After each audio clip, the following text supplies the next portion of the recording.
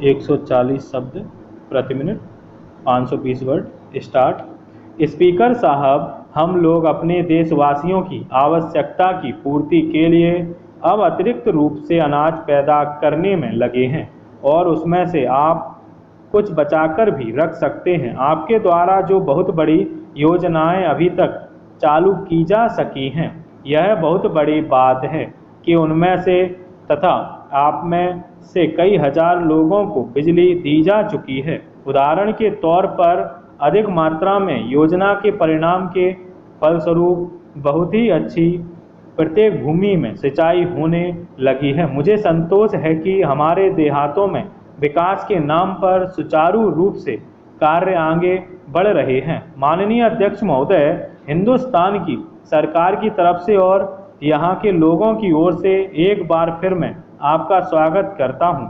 हमारे देश के अंदर जो कुछ मुख्य समस्याओं के माध्यम से उस बात के बारे में उनका ध्यान आकर्षित करता हूँ, जैसे इस देश में गेहूं के उत्पादन का प्रश्न है, उसे उत्पन्न करने का सवाल है, किस तरीके से उसे तैयार किया जाए।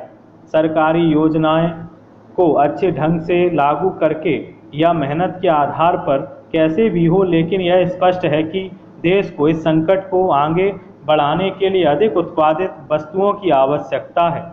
उपाध्यक्ष जी, देश की तरक्की के लिए यह आवश्यक है कि बैंक से उद्योग लगाने की तुलना में अधिक से अधिक कृषि यंत्रों के लिए ऋण उपलब्ध करा दिया जाए। मुझे आशा है कि इस योजना के दौरान उनका क्रियान्वयन बराबर ठीक ढंग से हो रहा है।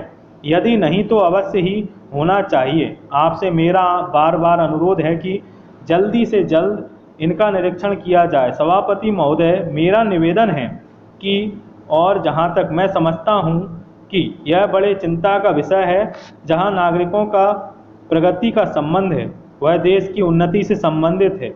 सब लोग इस देश के नागरिक हैं। प्रदेशों के अंदर सहायता के रूप में जनसंख्या के अनुपात में और उचित मात्रा में अन्न दिया जाना अति महत्वपूर्ण बात है।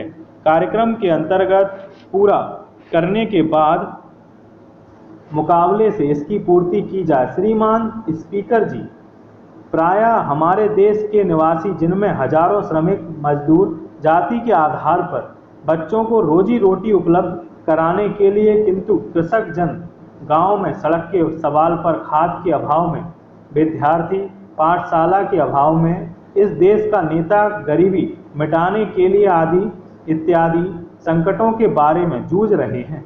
अब जरूरत इस बात की है कि सरकार को चाहिए कि पुरानी पंचवर्षीय योजनाओं में संशोधन कर नए अनुसंधानों एवं संसाधन जुटाकर संशोधित सरल योजनाएं तैयार करें। न केवल बाधाओं बल्कि कठिनाइयों को दूर करने के लिए अवश्य कदम उठाए जाने चाहिए। बड़े पैमाने पर कब उन्नति की दिशा में ध्यान दिया जाए, कौन से तरीके अपनाना चाहिए, उस संबंध में शासन को ऐसा करना चाहिए कि सभी मंत्रियों को उन समस्याओं पर पूर्ण रूप से विचार विमर्श करने से पहले उन्हीं में से जनसंख्या के अनुपात में बांट लेना चाहिए। आमतौर पर योजना के सही संचालन हेतु हमेशा जनता का सहयोग लें और अधिकांश गुंजाइश से कमेटी द्वारा इसका ख्याल रखा जाए।